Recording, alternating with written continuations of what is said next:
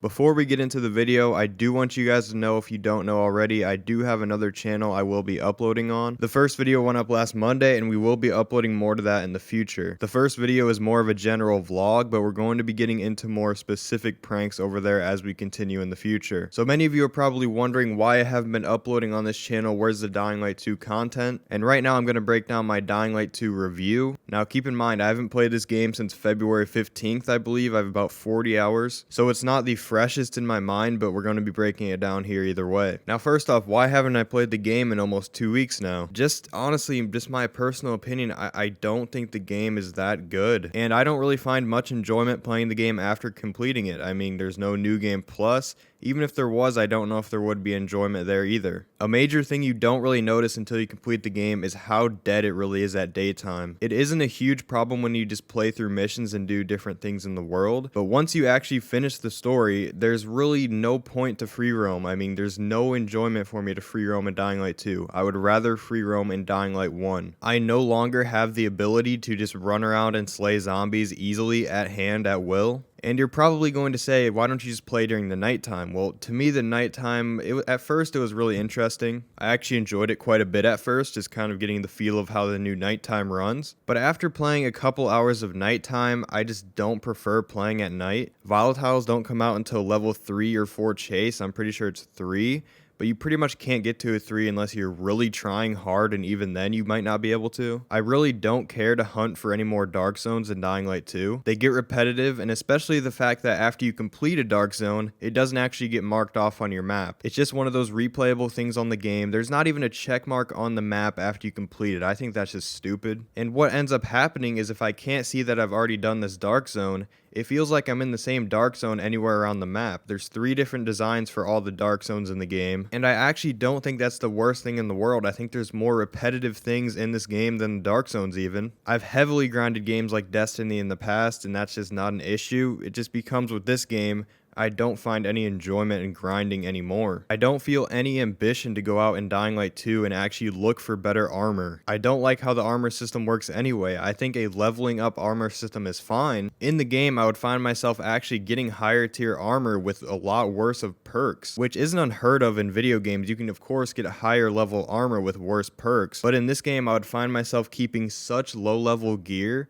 because the perks were so much better, like 10% better for bow damage and stuff like that. Some more general details we can talk about here. Combat, I don't think the combat is really anything too great or too much of a step up. If anything, in this game, sometimes when you're hitting an infected, it feels like you're not really connecting. In Dying Light 1, I never had that problem. There was a lot more ragdoll, there was a lot more getting caught on zombies, blood going everywhere. And there is blood in this game too, but just to my point, compared to Dying Light 1, Dying Light 2 combat feels like I'm not really connecting sometimes, if that makes sense. And I don't know how else to quite describe it. The big thing a lot of people say is a step up is the parkour. I don't think the parkour is greater than Dying Light 1 at all. I think it's different. It's very different. A lot of people out here are saying the parkour is significantly better than Dying Light 1, which I just don't think it's the case. I will say they implemented a lot more parkour elements, a lot more interactive parkour features on the map. Something big everybody was complaining about was the floatiness before the game came out. A lot of people now seem to be embracing that. I'm not a fan of the floatiness at all. Before the game came out, I touched on the floatiness a bit. I wasn't the biggest hater on it, but now that I've gotten a feel for the game, the floatiness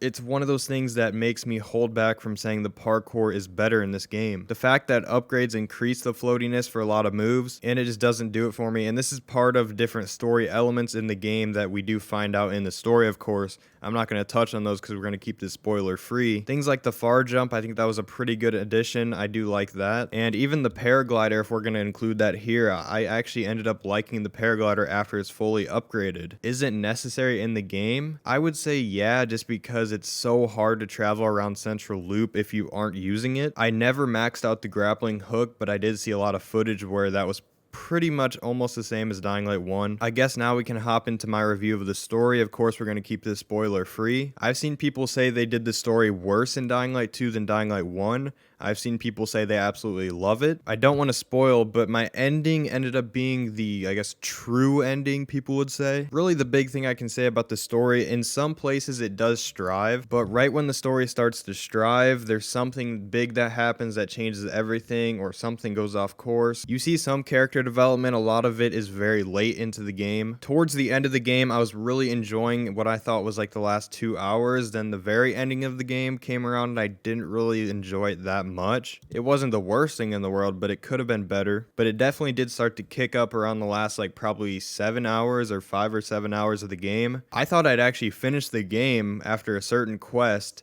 and there was actually about 3 hours in the game left I still had to play. So the pacing in this game of the story is definitely very weird at points. The big thing some people will talk about, the choices. There are choices that matter, don't get me wrong. There's probably about 2 or 3 choices that mainly decide what ending you will have. And within that ending, there's some other different details that can change depending on some of the other choices. And as far as the new area you can unlock, the underwater area, that's about the only thing like that I believe in the game. So there's nothing crazy like people were expecting, like 4 different areas possibly being locked or unlocked, which is something I was expecting. So I'm not going to sit here and really complain about choices or consequences or world effects, but I really think they would have benefited from actually making this game linear. Another thing I can touch on, the bugs in the game. There were a lot of bugs. The level of Cyberpunk was not there on console, but if you're playing on PC, this is one of the things that has been so understated about this game. The performance is about on par with Cyberpunk, maybe a little bit better. Actual in-game bugs were bad as well. On PC, I had a lot of in-game bugs. My game did freeze one time. On day one, NPCs weren't attackable in the open world, which they somewhat fixed. There are times when you walk up to NPCs in the game and they just aren't responsive. They're just standing there. They aren't taking damage. You can't hit them. I've seen several zombies disappear. They weren't able to hit me. I wasn't able to hit them. Of course, there was the one pipe glitch where the guy just flies up the pipe every time. Multiple shader and lighting glitches across the map. I'm trying to think if I missed any, but I think those were the main ones I experienced. As far as what's happening to other people on console and stuff, I've heard about a lot of corrupted saves, a lot of crazy bugs that I didn't experience at all. So just from my experience playing on PC, the launch of this game was not good at all. You could argue there was more bugs on PC at launch than Cyberpunk. Literally, I'm not even joking here. I'm not trying to sit here and exaggerate this. I'm pretty sure I experienced about the same level, if not more, bugs in Cyberpunk. One thing I can say, I don't think it's really a surprise. We did see what seems to be 2020 alpha footage of Dying Light 2, but this footage would explain why there's significant downgrades from Dying Light 1. Like when you jump in a horde of zombies, they don't actually fall over like Dying Light 1. There's different small attention to detail stuff like that is just not as good as it was in Dying Light 1. One thing I'm wondering about is the whole 3000 animation thing. Maybe they were just saying that to make it sound like a lot of animations, and it really isn't compared to Dying Light 1, but to be honest with you, it just does not feel like there's a variety of animations in this game. The melee attacks literally are almost exactly the same every time you hit an enemy. It just does not feel like what they were advertising, a significant upgrade in animations here. As far as my review score, I don't really know if I want to give it a review score. I think a lot of people were underestimating the reviewers. I think IGN pretty much hit it right on the head. I'm thinking it's got to be a 7.5 out of 10. I don't know, maybe it's just me. Maybe the Dying Light thing has faded out for me. As we go on here, Dying Light 2 coverage on the channel, probably going to be very minimal. Like I said, I haven't played the game in almost 2 weeks, so there's not going to be anything I'm really wanting to talk about more with the game. So we're probably going to end up covering more gaming and general topics here on this channel. And then of course I'm going to be focusing a lot more on the other channel, like I said in the beginning. And yes, there were some good things about the game. I guess I touched mostly on negative things, but I mean that's just how it goes. Those were the most memorable things from my playthrough. So yeah, thank you for watching. Like the video if you enjoyed, subscribe for more in the future, and I'll see you in the next one.